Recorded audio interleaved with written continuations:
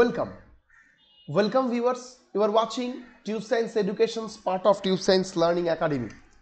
আজকে আমরা তোমাদের সামনে খুব গুরুত্বপূর্ণ কিছু তথ্য নিয়ে এসেছি, যে তথ্যগুলো না বললেই নয়। সেটা হচ্ছে আজকে বিশেষ করে প্রাইমারি টিচার, প্রাইমারি ক্যান্ডিডেট 2014-এ যারা চাকরি পেয়েছিলেন তাদের জন্য আজকে খুব ইম্পর্ট্যান্ট একটা দিন, কারণ তাদের চাকরির আজকে শুনানি হতে চলেছে। কোথায়? হাইকোর্টে।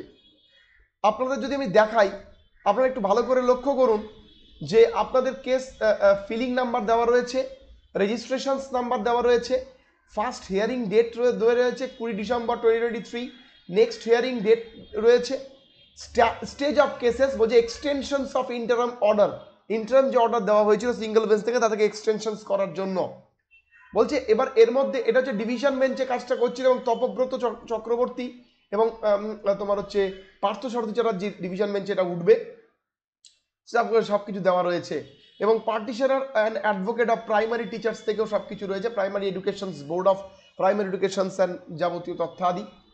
আজকে 2000 ক্যান্ডিডেট মানে বলা যেতে পারে 2014-এর টেট প্রাইমারি টিচার্স যারা রয়েছে তাদের জন্য আজকে বলা যেতে পারে খুবই ইম্পর্টেন্ট একটা দিন, কারণ তাদের প্যানেলটা কি আদৌ থাকবে নাকি তাদের প্যানেলটা বাদ হবে, সব কিছু ডিপেন্ড করছে আজকের এই কেসটার ওপর।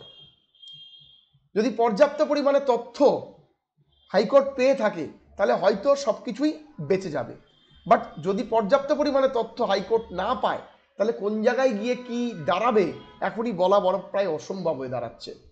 এই ইতিমধ্যেই অনেকজন অনেক রকমভাবে ভিডিও করেছে, বিভিন্ন সংস্থা তারা বলেছে হয়তো প্যানেল বাতিল হয়ে যেতে পারে, বিভিন্ন রকমের রাজনৈতিক তরজা শুরু হয়েছে এই নিয়ে, কারণ ইতিমধ্যেই 2016-এর কিন্তু তোমরা দেখেছো ইতিমধ্যেই প্যানেলটা ক্যান্সেল করা হয়েছে 2016-এর এসএসসির পর্যাপ্ত ইভিডেন্স এবং ওএমআর-এর অভাবে। এবং সেই জায়গায় দাঁড়িয়ে 2014-এর প্রাইমারি টেট হচ্ছে একটা প্রশ্নচিহ্নের মুখে, তার কারণ তারা সিঙ্গেল বেঞ্চ থেকে অলরেডি ধাক্কা খেয়ে এসেছে, ডিভিশন বেঞ্চ তাদেরকে স্টে দিয়েছিল এবং সেই স্টের পরিপ্রেক্ষিতে 30 এপ্রিল মানে আজকে 12টা থেকে 1টার মধ্যে খুব গুরুত্বপূর্ণ এই অর্ডার আসতে চলেছে। এবং সেটা কোথায়? তপব্রত চক্রবর্তী এবং পার্থসারথী চ্যাটার্জি ডিভিশন বেঞ্চে। এবং এর রায় কি প্রভাব ফেলবে, আদৌ কি প্যানেল ক্যান্সেল হতে পারে নাকি প্যানেল ক্যান্সেল না হয়ে অন্য কোনো পদ বের হতে পারে, যার দরুন জেনুইন ক্যান্ডিডেটকে সেপারেট করে অযোগ্য ক্যান্ডিডেটদেরকে বাদ দেওয়া যায়, সেটাও কিন্তু একটা ভাবার বিষয়, এখন ভাবিয়ে তুলছে। এখন আপকামিং ঘন্টার মধ্যে আমরা সবকিছু জানতে পারবো যে কেস কোন দিকে মোড় নিচ্ছে।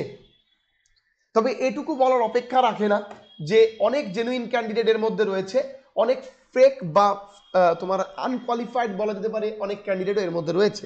তবে সেটা সেপারেবল করা অবশ্যই হয়তো সম্ভব হবে, এখন জানি না সম্ভব না হলে কি হবে, কিন্তু বলা যেতে পারে এইখানে 2014-এর এই তোমার চাকরিটা প্যানেলটা বাতিল হোক কেউ জানে না, কেউ চায় না। তার কারণ কেন?